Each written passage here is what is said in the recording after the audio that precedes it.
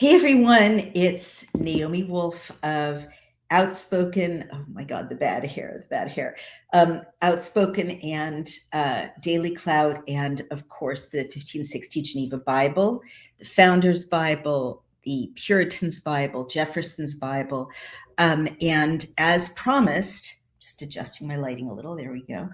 As promised, we are picking up again with Numbers 31. And if you've been following along, please go ahead and open your 1560 Geneva Bible, or go ahead and go to 1560 Geneva Bible PDF.com. And you can follow along for free on that. Sorry, I just have been kind of running around all day, and I'm kind of scrunching my hair into place at the last minute, which I know drives a lot of you crazy when I do it, so I try not to do it. And honestly, I'm having like a reaction against this. I don't want to say against, because it is God's word and Holy Scripture.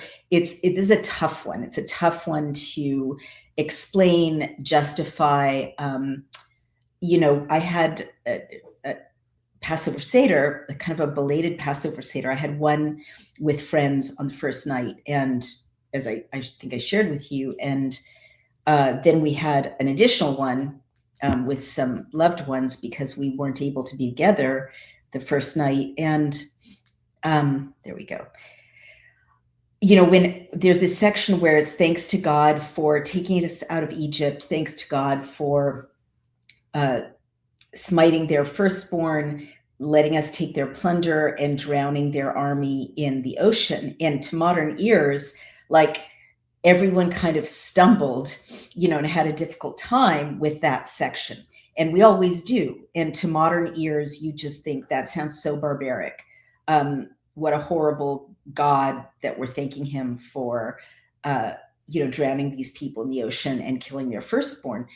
But you really have to, and I'm not pretending that that's, nice or easy, but also we really have to not be reading history backwards. And we really have to think back and project ourselves back into this time period in human history in which there was no such thing as diplomacy. There were no such things as international treaties that held, or the UN or the Hague War Crimes Tribunal. There weren't peace treaties, barely. There were conquest agreements, and subjugation agreements, but it was a time sort of before all the things we take for granted about statecraft. And thank you for that nice response. And so you've got to imagine a world in which every state, and it's not a state in the modern sense with like borders and border checkpoints and boundaries and national armies and parliaments, waging war, authorizing war, or congresses. There was nothing like that. So it's like states at this time were really like big families, right? And or like mafioso groups with strongmen, essentially, and or gangs, and one gang would war against another gang, and everyone was constantly trying to take the territory of everyone else, and also turn everyone else's loved ones into slaves, or for labor, and I'm just going to remind everyone that we weren't even in an agrarian society yet. We're still in the desert. We're still a bunch of barbaric nomads who've just come out of 400 years of slavery. And the world in the desert, in the Arava, in the wilderness, is a world of, barely there cities, right? Some of them are walled, some of them are not. That's an important distinction, because the walled ones can protect themselves. But mostly it's just groups of families in like mud huts, with their animals, or in tents, because you've got to visualize it's like Bedouins today. Not so much cities, more people moving from place to place. Wow. trolls already, and moving their sheep, moving their goats, moving their cattle. So the other thing you've got to bear in mind about a nomadic society is there's only so much water, and there are only so many oases, and this is really important. So in the desert where these people are moving their herds around, there is going to be conflict because everyone needs that oasis. And if you've ever been to a real desert, especially, this desert, right? They're kind of in the Negev or south of the Negev at this point, the modern Negev. It's so dry and barren, and they've come up through the Sinai, which is even more dry and barren, right? But here and there are oases, but these are like miraculous sources of water and greenery in the middle of what is otherwise a complete moonscape with no grass or water for animals or for you and your loved ones. So it's a very aggressive, militant, hostile environment in which it's really kind of kill or be killed. And that's one reason you keep hearing, the blessing on Jacob or the blessing on Israel as your descendants will be numerous, because you need numerous descendants in order to fight your way, to survival, let alone to the promised land, which is going to be an agrarian society, right? When they cross the Jordan, when they get to the land of Israel, or the land of Canaan, the promised land, they will be able to settle and build cities and have farms. But right now they're not there yet. So I just want to kind of contextualize that again for everyone as we head into this chapter, Numbers 31, because it's really bloody. That's all I'll say. So let's go ahead. I'll share my screen and we can get started with the Geneva Bible and that beautiful Elizabethan text. There we go. So where is Numbers 31? Numbers 31, it's right there. All right, so I'm going to enlarge it so I can read it. And the subheadline, remember the translators added it, 5 kings of Midian and Balaam. You remember Balaam, right? He's the guy who keeps trying to, Balaam is the prophet who was asked to curse the children of Israel by the king Balak. All right, so 5 kings of Midian and Balaam are slain. Only the maids are reserved alive, meaning the young women. The prey is equally divided, a present given of Israel. Now the text begins. And the Lord spoke unto Moshe, saying, revenge the children of Israel of the Midianites, and afterward shall you be gathered unto your people, meaning you're going to die. And Moshe spoke to the people, saying, harness some of you unto war, and let them go against Midian to execute the vengeance of the Lord against Midian. And then the note says, as he had commanded, declaring also that every injury done against his people is done against him. And that him is God in that case. And Moshe spoke to the people, saying, harness some of you unto war. Such a powerful phrase. And let them go against Midian to execute the vengeance of the Lord against Midian. 1,000 of every tribe throughout all the tribes of Israel shall ye send to the war. So there were taken out of the thousands of Israel 12,000 prepared unto war, of every tribe 1,000. So 12,000 people. It's a big battalion in this time period. And Moshe sent them to the war, even 1,000 of every tribe, and sent them with Pinchas, the son of Eleazar, the priest, to the war, and the holy instruments, that is, the trumpets to blow, were in his hand. And they warred against Midian, as the Lord had commanded Moshe, and slew all the males. They slew also the kings of Midian among them that were slain, Evi and Rechem and Tzur and Hur and Reba, 5 kings of Midian, and they slew Balaam, the son of Beor, with the sword. And that's kind of sad because Balaam was the one who had refused to curse the children of Israel. And this note says the false prophet or priest, it's hard to read, who gave, it's unfortunately the text is too corrupted there to read it clearly. Balaam the son of Beor with the sword. But the children of Israel took the women of Midian prisoners and their children and spoiled all their cattle, meaning despoiled them, and all their flocks and all their goods. And they burnt all their cities wherein they dwelt and all their villages with fire. And they took all the spoil, that's the booty, the kind of goods that are acquired in war through violence, and all the prey, both of men and beasts. And they brought the captives and that which they had taken and the spoil unto Moses and to Eleazar the priest and unto the congregation of the children of Israel into the camp in the plain of Moab, which was by Jordan toward Jericho. Then Moshe and Eleazar the priest and all the princes of the congregation went out of the camp to meet them. And Moshe was angry with the captains of the host, with the captains over thousands and captains over hundreds, which came from the war and battle. And Moshe said unto them, What have ye saved all the women? Like, why? Behold, these caused the children. Israel through the counsel of Balaam, caused the children of Israel through the counsel of Balaam to commit a trespass against the Lord as concerning Peor, and there came a plague among the congregation of the Lord.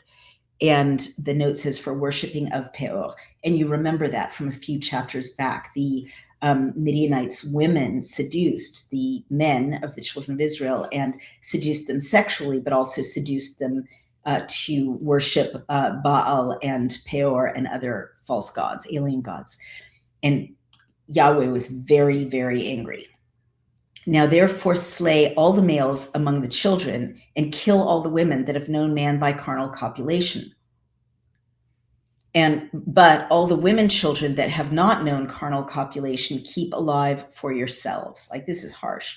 And you shall remain without the host, outside the community, 7 days, all that have killed any person and all that have touched any dead, and purify both yourselves and your prisoners the 3rd day and the 7th. Also you shall purify every garment and all that is made of skins and all work of goat's hair, all things made of wood.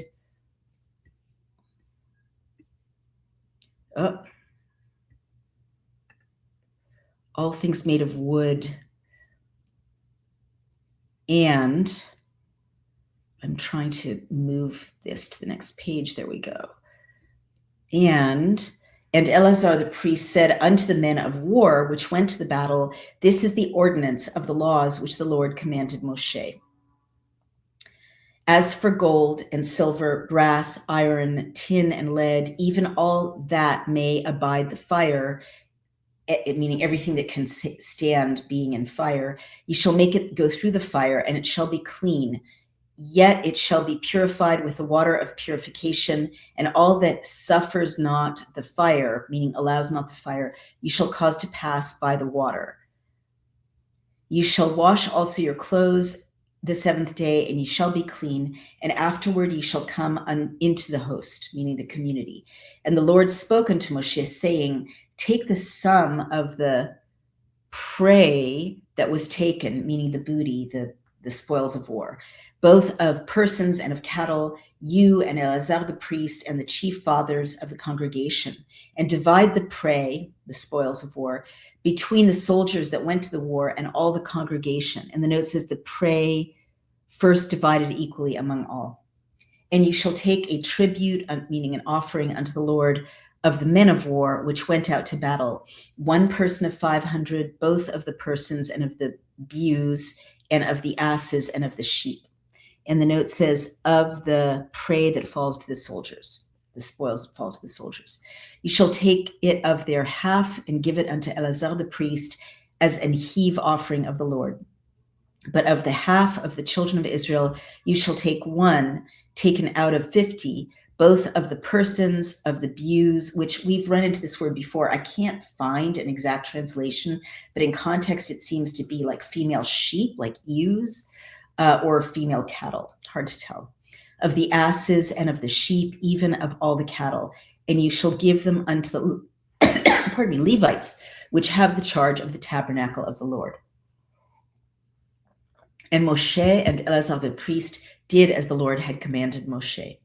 And the booty, to wit, that is to say, the rest of the prey which the men of war had spoiled, meaning had taken as spoils, was 675,000 sheep, and 72,000 ewes, and 61,000 asses, meaning donkeys, and 32,000 persons, in all of women that had line by no man, meaning virgins. And the half, to wit, the part of them that went out to war, touching the number of sheep, was 307 and 30,500.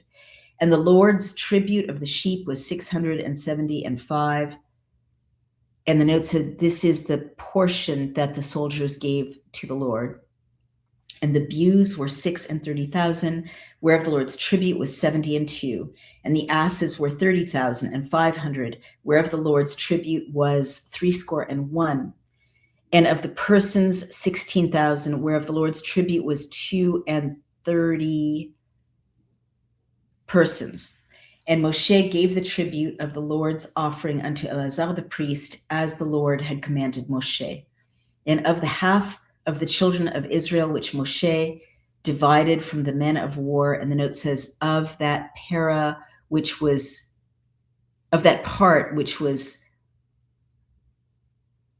gained unto them in dividing the spoil. It's either gained or given. The text, as you can see, is very rough in this section of the book, which in these days were, I don't even think this was movable type. I think each of these plates was carved intact. So printing a book was a big undertaking. And Moshe gave the tribute of the Lord's offering unto Eleazar the priest, as the Lord had commanded Moshe. And of the half of the children of Israel, which Moshe divided from the men of war, for the half that pertained unto the congregation was 330 and 7,000 sheep, and 506 and 30,000 ewes, and 30,000 asses, and 516,000 persons. Moshe, I say, took of the half that pertained unto the children of Israel, one taken out of 50, both of the persons and of the cattle, and gave them unto the Levites, which have the charge of the tabernacle of the Lord, as the Lord had commanded Moshe. Then the captains, which were over thousands of the hosts, had authority over them, the captains over the thousands and the captains over the hundreds, so different levels of a hierarchy, came unto Moshe and said to Moshe, your servants have taken the sum of the men of war, which are under our authority, and there lacks not one man of us. We have therefore brought a present unto the Lord, what every man found of jewels of gold, bracelets and chains, rings, earrings, and ornaments of the legs, to make an atonement for our souls before the Lord. And the note says, the captains by this free offering acknowledge the great benefit of God in preserving his people. And Moshe and Eleazar the priest took the gold of them and all wrought jewels, meaning wrought is crafted, like a jeweler will reek is the verb, create, render a piece of jewelry. They're not rough gemstones. And all the gold of the offering that they offered up to the Lord of the captains over thousands and hundreds was 16,750 shekels. For the men of war had spoiled every man for him. They all had taken booty from the war. And Moshe and Eleazar the priest took the gold of the captains over the thousands and over the hundreds, and brought it into the tabernacle of the congregation for a memorial of the children of Israel before the Lord. So that is the Geneva Bible, 1560. Stop sharing.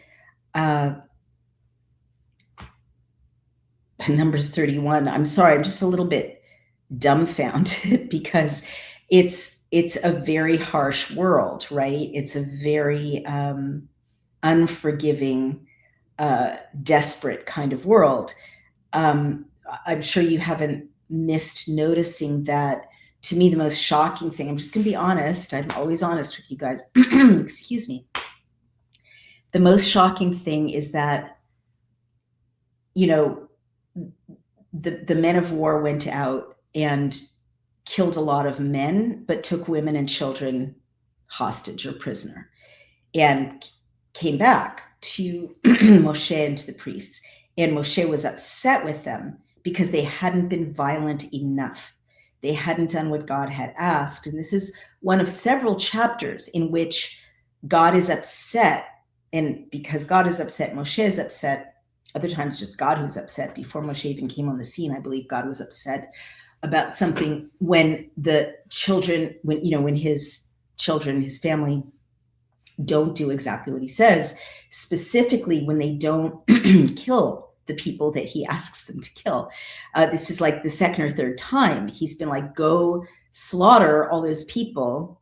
And the soldiers have gone out and, slaughtered a bunch of them, but taken others prisoner or had pity on the animals and didn't kill the animals, or wanted to take the animals to, the animals are goods. They're a form of money. Who wants to kill a sheep or a goat when you can have the milk and have the baby goats and have the wool, right?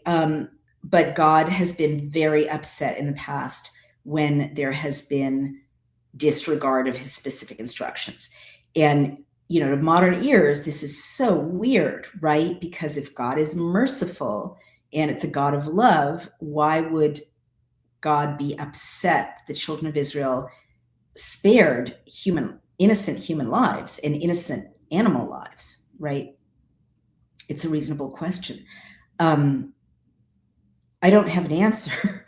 I'm going to read to you the Chabad analysis because it's the best I can do when we're done with comparing these versions. But, over and over and over again, you do get this theme that God wants us to trust him, even when it seems like a really bad idea from a human point of view. You can hear these soldiers like, God, these are perfectly good sheep. Why are we killing the sheep? Or God, these are, some attractive women who can help us, with our domestic labor and help raise our kids. And, we can marry them. Why would we kill them? They haven't done anything. They're nice, and God's like, you're not listening. I don't, and it always brings back the story of Abraham and Isaac, that absolutely imponderable story in which God basically asked Abraham to sacrifice his only son and then substituted, an animal for the child. And I shared with you why that was actually an improvement over child sacrifice and a metaphor for not sacrificing children anymore. But it's still like these, to our ears, these are shocking requests of God's.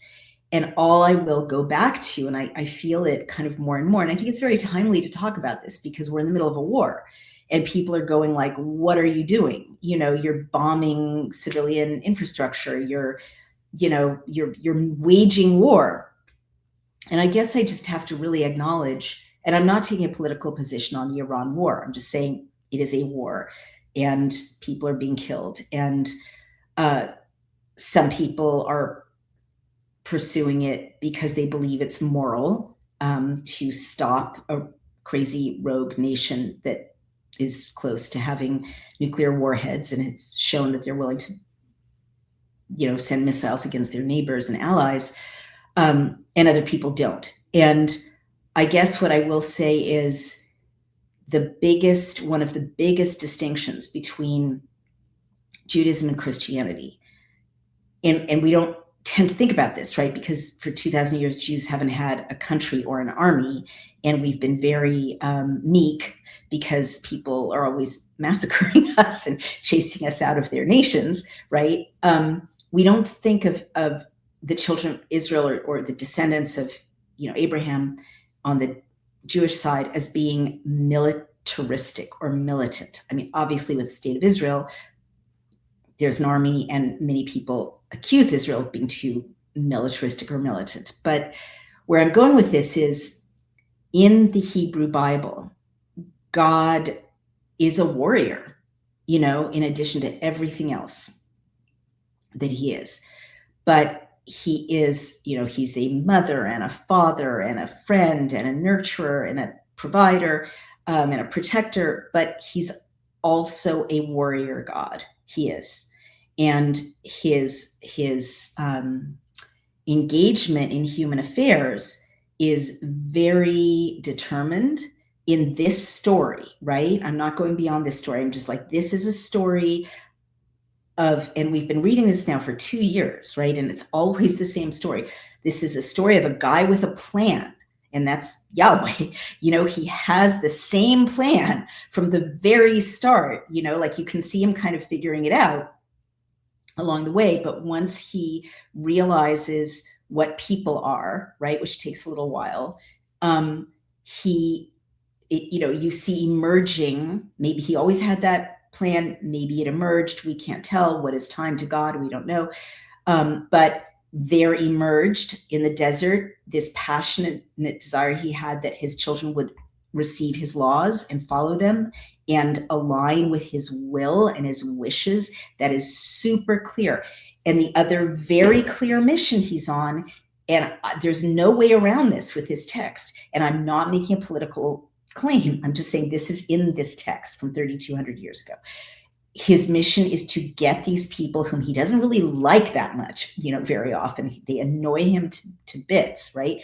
But his mission is to get them into the land of Israel, the promised land. Now, God knows, and history shows, archaeology shows, that land was not empty. It was inhabited. There were people there. And so this warrior God is saying to the children of Israel, go in. I will be with you. Don't be afraid. Several times he says, don't be afraid. You're going to see them bigger than you. We seem like they seem like giants, and you think you are like a grasshopper to them. It doesn't matter. I'll be with you. Don't be afraid. Al tira. Don't be in awe. Don't be in fear. Al tira. I'm going to be with you. They're going to fall before you. And every time the children of Israel followed God's instructions, it worked out exactly the way God said. This is such a kind of honest account of the shortcomings of the children of Israel that I feel like if it hadn't worked out, there would be that chapter, right? But unless it's been thoroughly edited to get rid of the times when God said, do this, it's going to work out, and it didn't. So far, everything has worked out for the children of Israel when they follow God's instruction, and it doesn't work out when they don't. So and in this case, God is saying, I don't want you to use human logic, which is, these are nice women, these are nice sheep. I don't want to destroy these people. He doesn't even want the children of Israel to use the instinct of mercy here. He wants them to be warriors and to be soldiers and to forge ahead. And I think part of my willingness to grapple with this really does come, I'll just be personal for a minute, from being married to a veteran. Because sometimes Brian will talk about war, and he'll say, of the US special operator who was rescued in Iran miraculously with no casualties on the US side, but rescued by his comrades.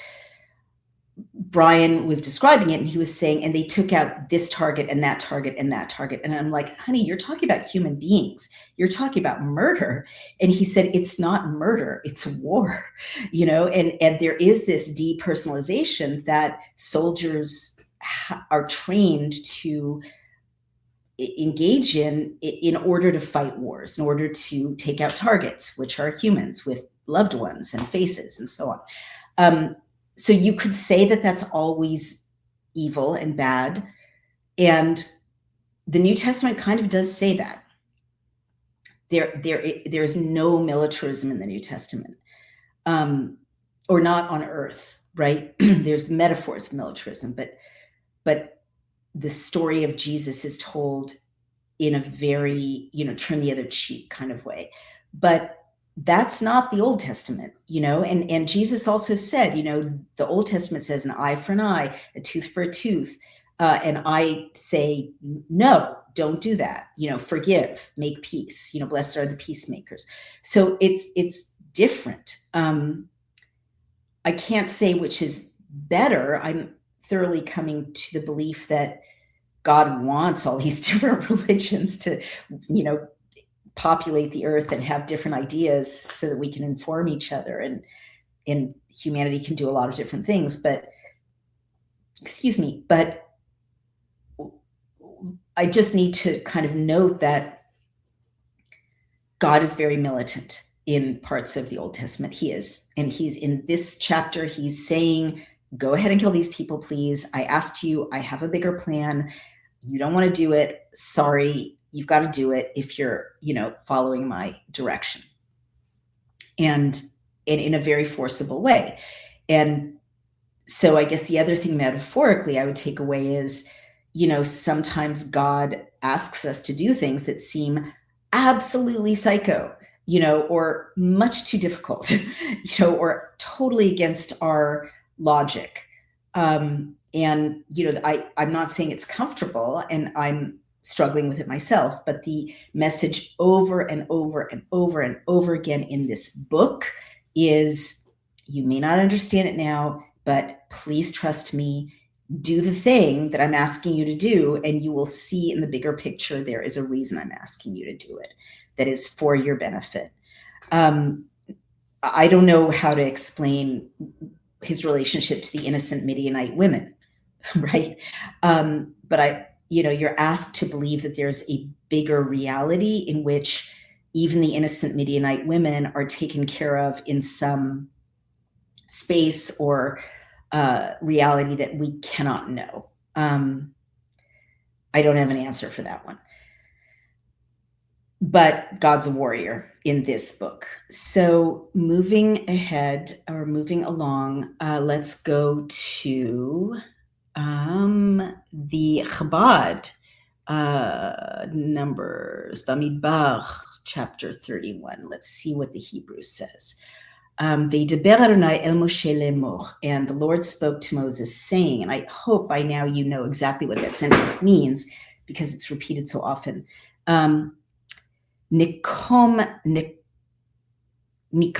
and there's one of that intensifiers, revenge take, right? Revenge, like revenge noun, revenge verb, revenge, avenge. Bnei Israel, the children of Israel, me'et hamidyanim, from the Midianites, achar te'asef el amecha, after you will be gathered to your people.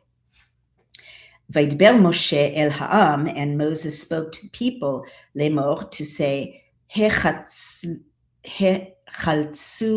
me'itchem anashim letzava, arm from among you men for the army, ve'yu al Midian, and they will be against Midian, or on Midian, literally, latet nikmat Adonai b'Midian, to give the revenge of God on Midian.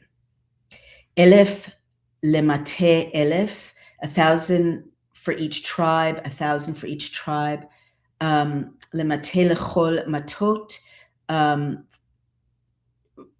from all the tribes, Israel of Israel, tishlechu letzava, you will send into the army, or to the army.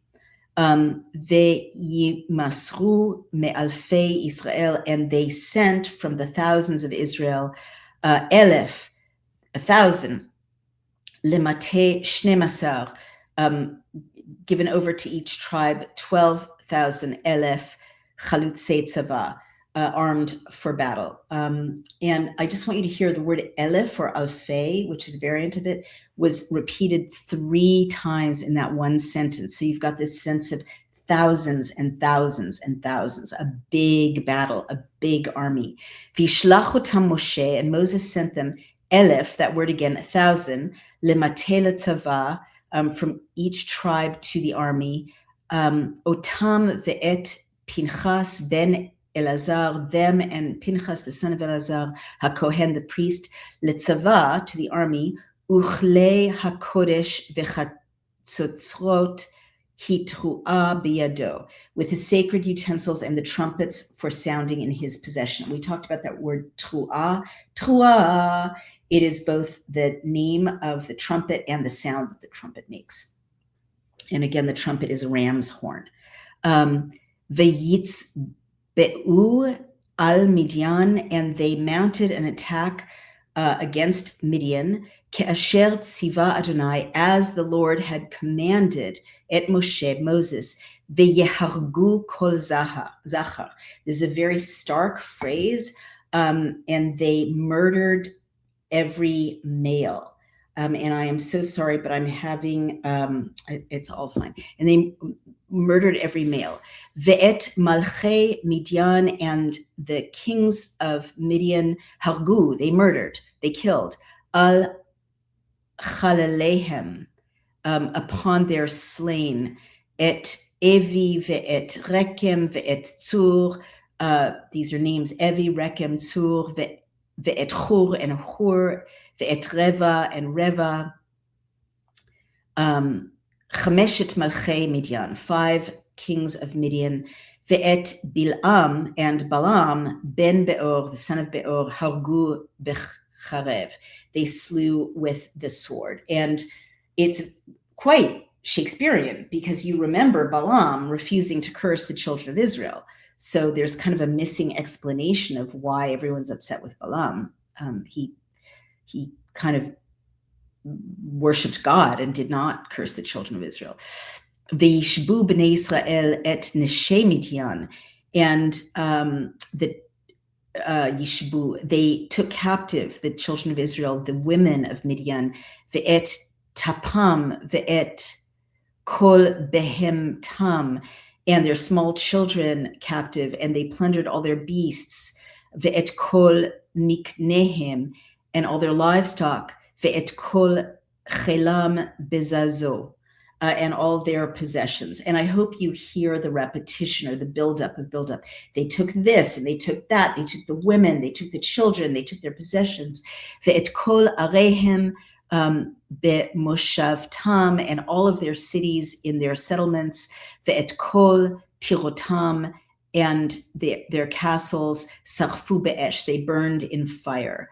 Ve'ikhu et kol ha-shalal, and they took all the booty, ve'et kol ha-malkoach, and all the plunder, be'adam u've'hema, and of man and of beast.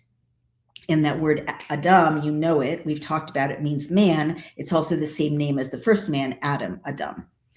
And of course, a person is called a Ben Adam, a son of man, which is a phrase that recurs in the New Testament. Ve'yaviu el Moshe, and they brought toward Moses, ve'el Elazar, and toward Elazar, HaKohen, the priest, ve'el adat bnei Israel, and to the entire community of the children of Israel, ve'et hashvi ve'et hamalkoach, ve'et hashvi ve'et hamalkoach ve'et hashalal el hamachane, the captives, the plunder, and the booty, to the camp, al arvot Moav asher al Yarden Yerecho, in the plains of Moab, which are on Jordan, Jericho. That's literal, idiomatically, it's in the plains of Moab by the Jordan at Jericho, a very specific place. Which again has that feeling of verisimilitude. This really happened. And we looked at a map the last time we talked and we saw where it was. It's in kind of southern Jordan at this point. V'yitz'u Moshe ve'Elazar HaKohen, and they went out, Moses and Elazar the priest, v'chol nesi'ei ha'edah, and all the princes of the community, likratam el michutz lemachaneh, to meet them outside the camp. So this is like, you know, I'll talk to you outside. Like, this is like, let's not have a fight in front of the children. V'yiksof Moshe, and he got angry, Moses, Moshe, al pekudei hechael, with the officers of the army. And we've seen this root before, mefaked, lehafkid, It's to authorize, to have authority, to do a duty. In this case, it means the officers of the army. Sarei ha'alafim, the princes or the commanders of the thousands. V'sarei ha'me'ot, and the princes or commanders of the hundreds. Haba'im mitzvah hamilchama, who had come from the campaign of war. Vayomer alehem Moshe, and Moses said toward them, Hachayitim kol nekeva. That is such a painful sentence. I'm going to do it literally. And he said toward them, Moses, Hechayitim. Chayim is life. So when you say he, it's like did you, right? It's a prefix. Hechayitim, did you alive them? Kol nekeva, every female. And they translated pretty accurately, did you allow all the females to live? Hen, hina hayu livnei Israel. They were the same ones who were involved with the children of Israel. Bidvar Bil'am, in the matter of Bil'am, le limsar ma'al be'adonai, to betray the Lord, al dvar Peor, over the incident at Peor, of Peor, meaning worshiping Peor, v'tihi hamagafa be'adat Adonai, resulting in a plague among the congregation of God. Ve'ata, meaning and now, but immediate. Achshav is sort of now, continual. Ata is even more immediate. Ve'ata hargu kol zachar, and now kill every male, bataf, child. V'chol isha yodaat ish, and every woman who knows a man, meaning who has been intimate with a man. Lemishkav zachar hargu. Every woman who's been intimate with a man, kill her. V'chol chataf benashim asher lo yid'u mishkav, and every group among the women which has not known lying zachar, lying with a man, right, being intimate with a man. Hachayu lachem, keep them alive to yourselves. And there's that verb again, chayim. So it's literally you have the power of life or death over these women. Tehagu, kill those. Hechayu, leave, make alive to yourselves those. Very brutal. Ve'atem, and you, chanu michutz lamachaneh, encamp outside the camp, shiv'at yamim, 7 days, kol horeg nefesh, v'chol nogea b'chalel, everyone who killed literally a spirit, a soul, a person, or who touched a corpse, tit chat'u b'yom hashlishi, you will cleanse yourself, or he will cleanse himself on the 3rd day, uv'yom hashvi'i atem ushvichem, and on the 7th day, you and your captives. V'chol beged, and all clothing, or all clothe, really singular. V'chol klior, and every leather article, or is literally skin or leather. V'chol maaseh izim, and every goat product. V'chol kli etz, and every wooden tool or utensil. Tit chat'u, undergo purification, purify it yourselves, purify it for yourselves.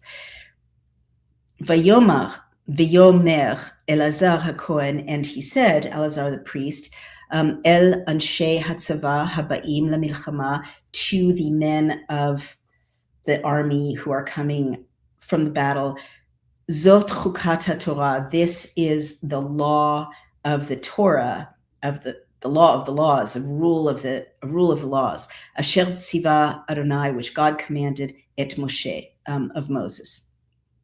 And that emphasis is the law of the Torah. It's the rule of the law. It's the law of the law, because Torah means law. Ach et hazahav, only the gold, ve'et hakesef, and the silver, ve'et hanechoshet, and the iron, the copper, ve'et habarzel, and the iron, ve'et habdil, the tin, ve'et ha'ofaret, and the lead, kol davar asher yavo, everything that comes, kol davar asher yavo be'esh, through fire, te'aviru be'esh, pass it through fire, v'taher ach b'mei nida, and purify it also with sprinkling water, yit chata, purify it, cleanse it. V'chol asher lo yavo ba'esh, and everything that doesn't is not used in fire, te'aviru b'mayim, pass it through water. Ve'hich b'stem, and launder or wash bigdechem, your garments, b'yom hashvi'i, on the seventh day, ve'tahartem ve'achar tavou el hamachaneh, and purify yourselves, and after you can come into the camp. Ve'yomer Adonai el Moshe lemor, and God spoke to Moses saying, Sa et rosh mil koach, take account of the plunder of the captive people, hashvi be'adam uva behema, captive people and animals. Ata, you, ve'elazar hakohen, and Elazar the priest, ve'roshei avot ha'eda, and the paternal heads of the community. Ve'chatzita et ha'malkoach, and divide the plunder, bein tipshei hamilchama, equally between the warriors of the war, hutziim letzeva uvein kol ha'eda, the warriors who went out to battle, and the entire congregation. Ve'haremta meches, and you'll levy a tax, l'Adonai, for God, me'et anshe hamilchama, from among the people of the war, literally, hayotzim latzava, who went out to the army, echad nefesh chamesh hameot, one soul out of every 500, min ha'adam, from the people, umin ha'bakar, from the cattle, umin ha'chamorim, and from the donkeys, umin ha'tzon, and from the sheep. Mimachatzitam, from among, you'll take their half, chetzi is half, tikhu, take, venatata le'elazar hakohen, and give it to Elazar the Kohen, tchumat Adonai, as a gift to the Lord.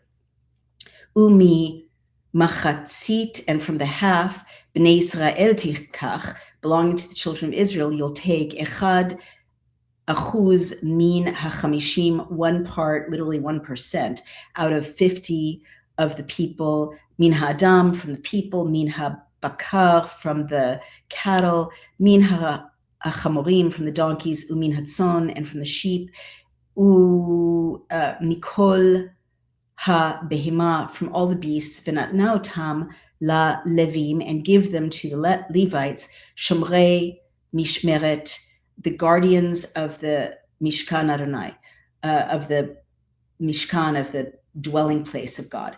And I just want you to hear that intensifier, shomrei mishmeret, same root, shomer, lishmor, to guard. So they're guardians of the guarding of the presence of God. Beautiful.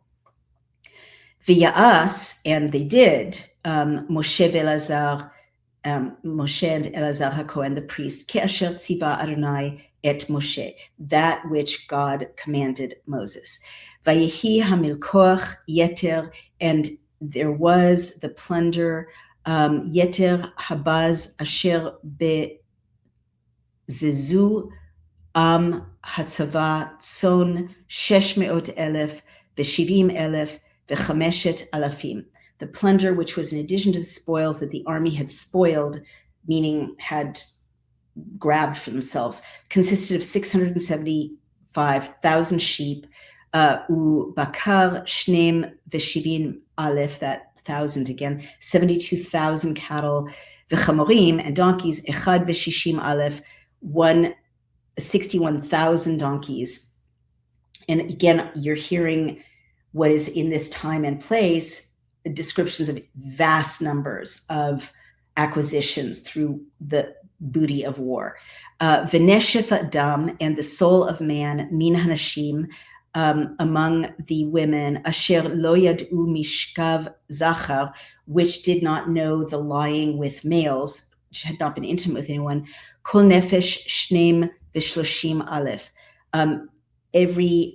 All souls, meaning all the virgins, were 32,000. Ve'tihi mechetza chelek hayotzim batzava, and the half that was the portion of those who went out to battle, mispar hatzon 300,000, the number of sheep was 337,500. 300,000 ו-30,000 ו-7,500. And I hope you hear that elef, alpaim. Alpaim is an intensifier of elef. Elef is 1,000, alpaim is thousands, or literally 2,000. And when people say elef alpaim, it means just so many. It's like gazillions, right? So this is like so much booty. Vayhi hameches la'Adonai min hatzon 605 v'shiv'im. The tax to the Lord from the sheep was 675. V'habakar shisha v'shloshim aleph v'nichsam la'Adonai shneim v'shiv'im. 36,000 cattle, of which the tax to the Lord was 72. V'chamorim, and the donkeys, 30,000, 30,000, v'chameshmeot, and 500. U'michsam la'Adonai echad v'shishim, of which the tax to the Lord was 61. V'nefesh adam shisha asar, 16,000 people, of which the tax to the Lord was 32 people. So like literally slaves, captives. Shisha asar aleph v'michsam la'Adonai, the tax to the Lord, shnem v'shloshim nafesh, 32 people. Shnaim v'shloshim nafesh, literally 32 souls. Ve'iten Moshe, and gave Moses. Often the verb is in front of the noun or the subject in Hebrew. And gave Moses, we would say, and Moses gave. Et meches trumat Adonai, the tax which was a gift to God. Le'elazar HaKohen, to Elazar the priest, ke'asher tziva Adonai et Moshe, as commanded God Moses. Umi machzit bnei Israel, and from the half allotted essentially to the sons of Israel, asher chatza Moshe, which Moses had divided, literally halved, min hanashim hatzovim, from the men who were army men, essentially.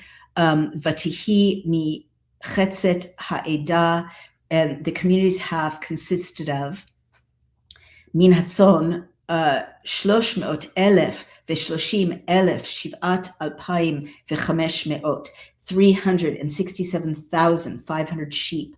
Uvakar shisha ו-30,000, 36,000 cattle.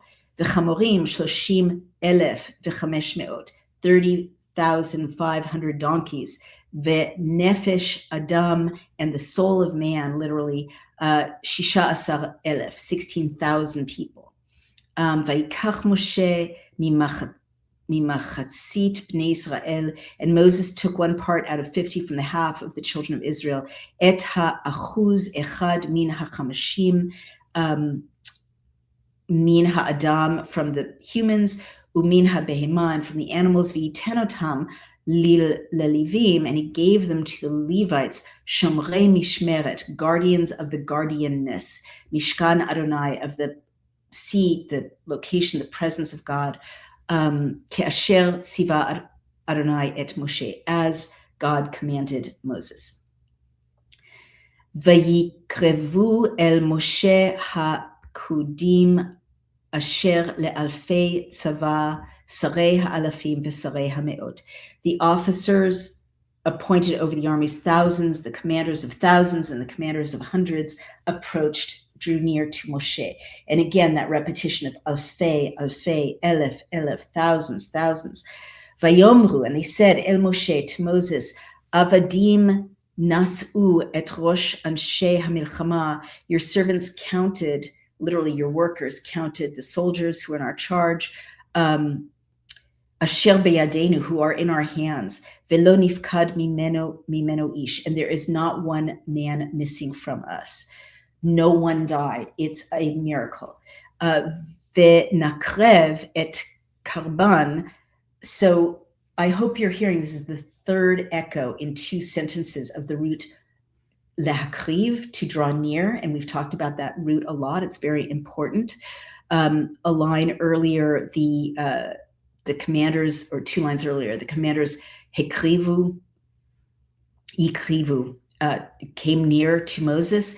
And then 2 lines later, they want to nikvanakrev, we want to bring close, et korban, and that word is so important. It means an offering or a sacrifice, but it also has the same root as drawing near. We want to draw near, a draw nearing, a sacrifice, an offering. Adonai, to God, ish asher matzah, kle zahav, atzada, vetzamid, tabaat, agil, vekumaz, lechaper al nafshotenu lifnei Adonai. We therefore wish to bring an offering for the Lord. Any man who found a gold article, be it an anklet, a bracelet, a ring, an earring, or a body ornament, to atone for our souls before God.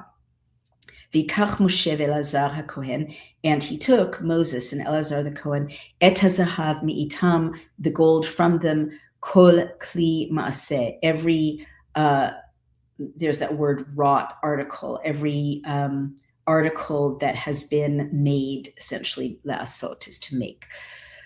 Vayihi kol zahav hatruma asher herimu l'Adonai, and the total of the gift of gold which they dedicated, literally, which they raised up, larim, to God, shisha asar elef, 16,000.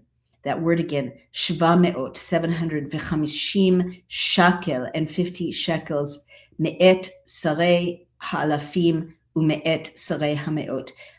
This was the commanders of the thousands and the commanders of the hundreds, and you hear that repetition of thousands.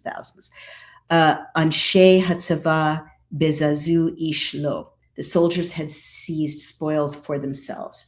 V'ikach Moshe ve'Elazar haKohen, and took Moses and Elazar the priest, et hazahav me'et sarei ha'alafim, the gold from the princes or commanders of the thousands, ve'ha-me'ot, and of the hundreds, ve'yaviu oto el ohel moed, and they brought the gold, they brought it to the tent of meeting, zikaron lebnei Israel lifnei Adonai, a remembrance for the children of Israel before the Lord.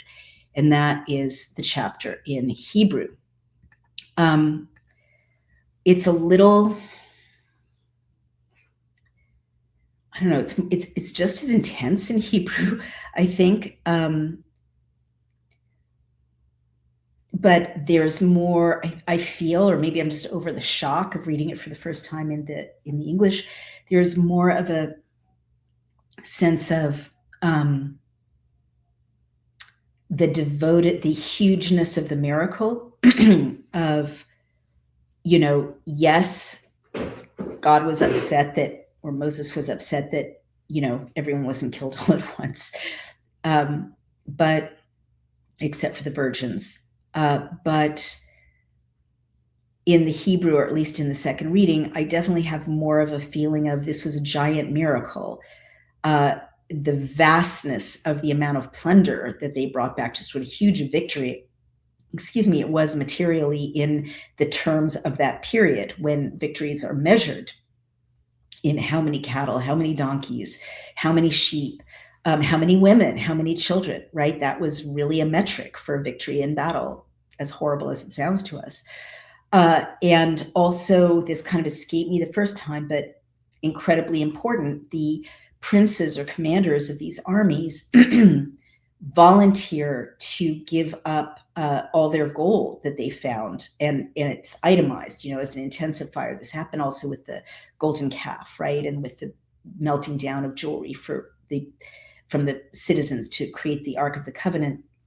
The earrings, the bracelets, the anklets, the clasps, the pins, right? All these things are itemized. It's not trivial. It's not just like, oh, she threw a ring in the pot, but the princes volunteered to bring this valuable material as an offering to God, because they said, we didn't lose a single man in this huge battle in which thousands and thousands of people were killed or captured, tens of thousands, huge battle. Hundreds of thousands of sheep and animals and, booty items were gathered. We didn't lose one person. It's a crazy, victorious victory. So the voluntariness, like the chapter starts with the princes didn't do what God asked, and God's mad, and Moses is mad.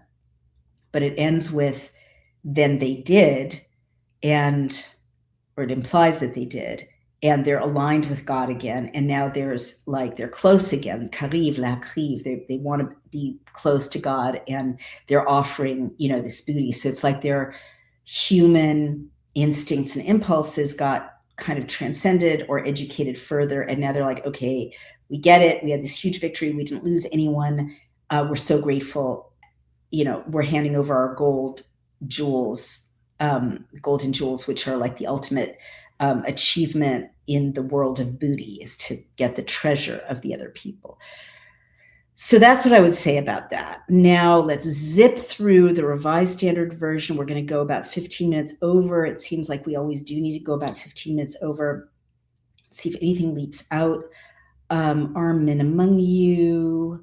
Zipping along. It's interesting that they always refer to Eleazar as Eleazar the priest. The people of Israel took captive the women of Midian and their little ones, and they took as booty all their cattle, their flocks, and all their goods. All their cities they burnt with fire. Okay, that's all pretty accurate. Moshe and Eleazar the priest went forth to meet them, and he was angry with them. Moshe said to them, have you let all the women live? Behold, these caused the people of Israel by the counsel of Balaam to act treacherously against the Lord in the matter of Peor, and so the plague came among the congregation of the Lord. Now therefore kill every male among the little ones, and kill every woman who has known man by lying with him. That's accurate. But all the young girls who have not known man by lying with him, keep alive for yourselves. That's all perfectly accurate. Only the gold, the silver, the bronze, everything that can stand the fire shall pass through the fire, shall be clean. That's accurate. Take the count of the booty. That's accurate. All of this is pretty. And we have brought the Lord's offering, what each man found, articles of gold, armlets and bracelets, signet rings, earrings, and beads, to make atonement for ourselves before the Lord. It's a little different in Hebrew, but I won't belabor that. Also the gold of the offering that they offered to the Lord.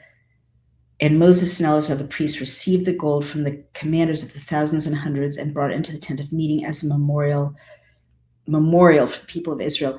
RSV has used that word before instead of for zikaron, which means literally a remembrance.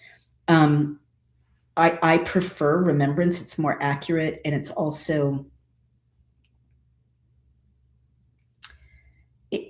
much more like this is a live human relationship in which God is remembering his children and his children are remembering God. It's not like a memorial that you put in a cemetery, right? If you let all the women, I just want to see how they handle the dividing of the booty. Take the count of the booty, you and Eleazar, and divide the booty into two parts. Now take it from their half and give it to Eleazar. That's fairly accurate. I mean, in the Hebrew, the halfness of it is more stressed. Here it's divide, and I'm not surprised because the Revised Standard Version always tries to overemphasize what you're supposed to give the priest, whereas in the Hebrew, it's exactly 50-50. The people get half and the priests get half. So we're done there. I just want to maybe, because this is quite an unsettling chapter, see how Chabad interprets this. And what you have is Numbers 31, a little paragraph of teaching translated and adapted by Moshe Winefsky called Baseless Hatred. And that's the kind of lesson he's lifting out from this reading. And so the subtitle or subheadline is, even though the Midianites had no quarrel against the Jews, they had joined the Moabites in enticing the Jewish people into sin. In recompense for their consummately evil behavior, God told Moses to send the Jewish army to attack the Midianites. And so this is, the quote in Hebrew is Latet Nikmat Adonai b'Midian. Moses told the Jewish people, carry out God's revenge against Midian, Numbers 31. And they point out The Midianites had no reason to attack the Jews. They did so out of simple, baseless hatred. The root of baseless hatred is ego. An egocentric person feels threatened by others, for their very existence endangers his inflated sense of self. Therefore, though he may not actively seek to harm others, he will be secretly pleased when they suffer, or at least not be troubled by their suffering. Furthermore, he'll be blind to other people's good qualities. Since he's not sincere in his relationship with God and the world, he cannot believe that others are.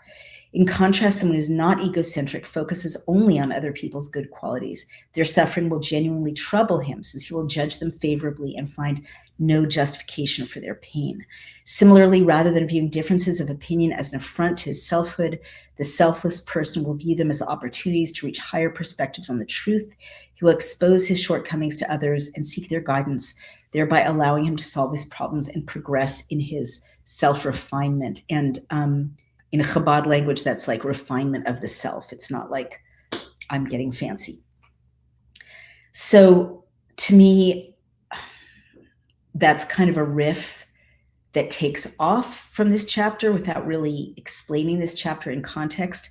But I think that's the best we can do with my kind of limited theological knowledge. I think this chapter just raises such deep questions about evil and suffering, and it always brings us back to, why do innocent people suffer? I mean, you could definitely argue that a lot of the Midianites were innocent, the male children who were killed, just like the male children, the firstborn of the Egyptians, didn't do anything to the Israelites,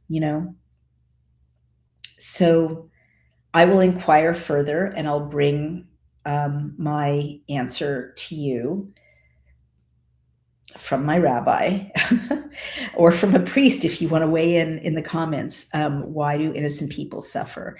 But I guess the takeaway is avoid baseless hatred, and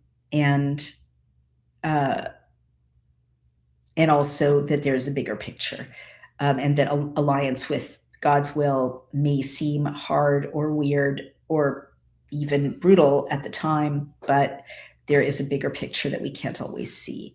And sometimes sometimes you have to be a soldier, sometimes you have to defend your people or your land or your family, or your values.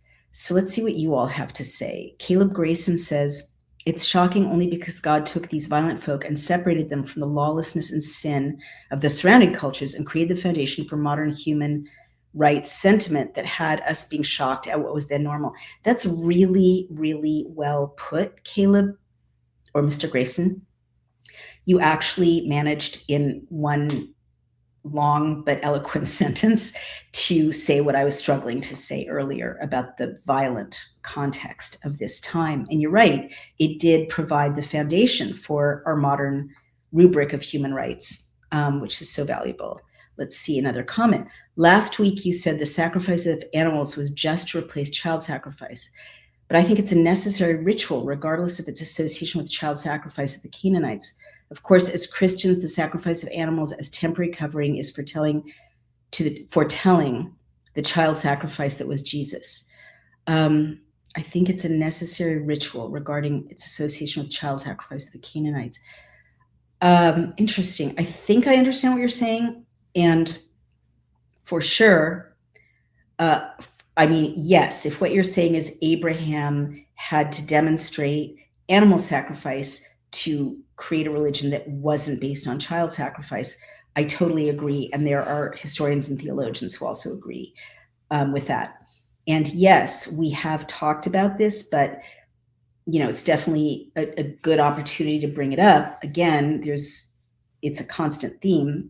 Some of these themes are just all the way through. The sacrifice that was done at the altar that went through the desert in the Ark of the Covenant, which then found a home in the temple, first and second temple, did foretell in Christian theology the sacrifice of Yeshua, who yesterday was Easter, who said that he was essentially offering himself as a sacrifice to atone for the sins of humanity. So this is definitely the same metaphor. taken to a whole new plane by Jesus, and in a kind of a way, bringing it full circle, right? But deified, right? Like we started with child sacrifice, then Abraham introduced or encouraged animal sacrifice instead to spare children, and then a human, God's son, according to Christians, or God according to Christians, different Christians believe different things about that, said, okay, I am human, but I'm going to sacrifice myself. I'm going to let myself be sacrificed to atone for everyone's sin. So that, I mean, the reason I'm always repetitively saying, Christians and Jews come from the same root, which is this Hebrew Bible. And I think I'm not Christian, right? I love Jesus, great rabbi, maybe divine, I don't know. I don't pretend to know. I think God can do anything. So I have no reason not to believe that he was anointed in some divine way, right? But, and as I've explained, we're not allowed to say anyone else is God but God. We're not. That's clear. But you can, right? But my point is, there is no, I don't think anyone can really understand Christianity without understanding what Caleb Grayson just pointed out, what we're seeing, which is how deeply Jesus's metaphors and storytelling, and even all of the kind of symbolism around Jesus riding into Jerusalem on a donkey and palm fronds and, being raised up on the third day, as was foretold, I think, in Isaiah. All of these are references to Old Testament, to scriptural descriptions of a Messiah. And Jesus was referencing the Old Testament, which was his Bible, right? You can't ever forget that.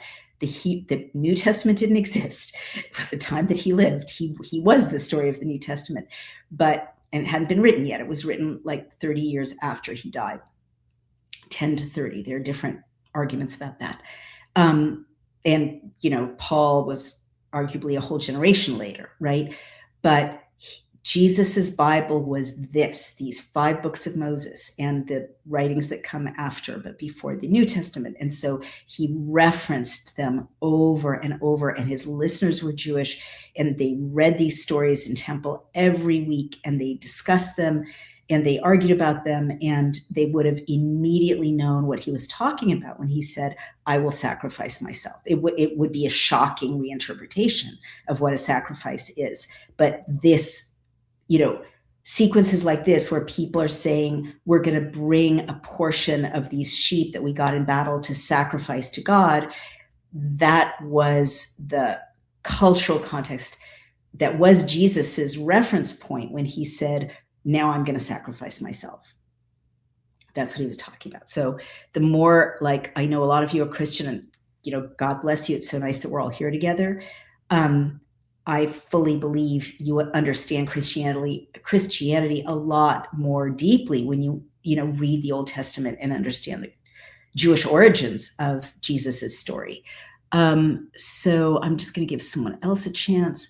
James Green, you and I have been arguing, old friend James Green, innocent people suffer from the mind managers who aim to leave nothing up to us throughout history. That is very true and very well said. But where do you place God in this chapter, in that observation? I'd love to know more, James Green. Your comments are always really interesting, and I appreciate you being here. Caleb Grayson says, ultimately, we believe God is good, so our dilemma of what seems to be an immoral command by a moral God means we don't understand what the command is, rather than we comprehend it, and it means God is not good. Of course, Job and Descartes both dealt with the questionable actions of God in 2 very different but valuable ways. Job sits silent under God's right of property, and Descartes mediates to the logical conclusion, do you mean meditates? Maybe mediates, to the logical conclusion that there would be no good in the world if God was not good in all ways. That is incredibly profound. I mean, my head is going like that. I think that's a great contribution. And you're identifying, and I'm embarrassed that it didn't occur to me, you're identifying 2 fantastic minds that engaged with his question of is God evil? How do bad things happen to good people? Job, which we're going to get to, a good man to whom the worst things happened, and he received them. He endured them. How do you put it? Job sits silent under God's right of property. He accepts them, right? Is that what you're saying? And Descartes, I confess I haven't read Descartes in many decades, but I do recall that you are correct. There could be no good in the world if God was not good in all ways. I'd love to refresh my memory, or you can, of how Descartes accounts for God doing things that seem to be bad, or incomprehensible.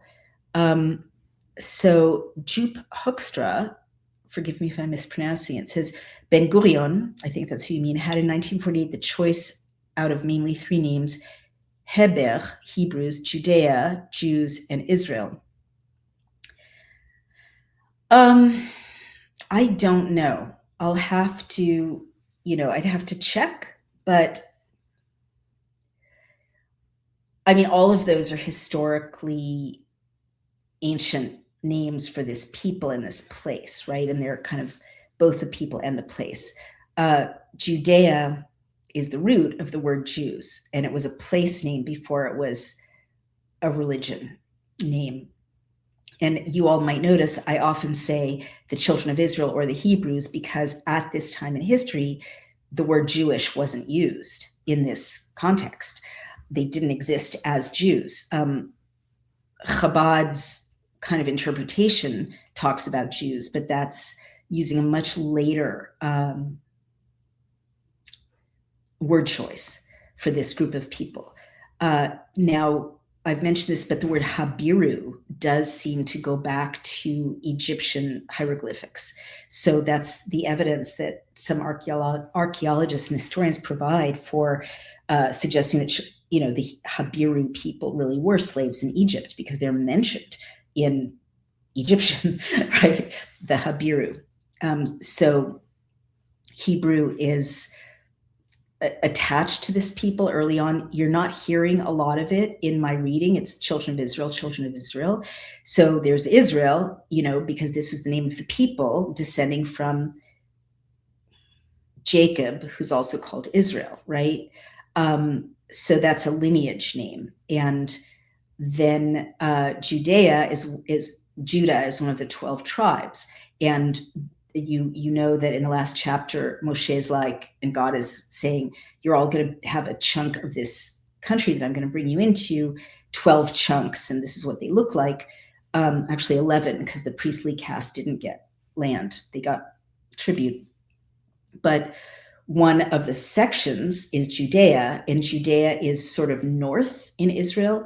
And it's where Jesus spent a lot of his time, most of his time. And so when Jesus was crucified, and the kind of motto or slogan, whatever you call it, over his head, mocking him, it's been translated in the West in Latin and into English as, King of the Jews, but it actually was King of the Judeans. It was the same word at that time. It wasn't necessarily Jews, the religion. It was people who lived in Judea who were overwhelmingly Jews, but it was a geographic term. So I don't know about Ben Gurion choosing a name for Israel. For hundreds of years, Jews in exile have referred to the Promised Land as Zion.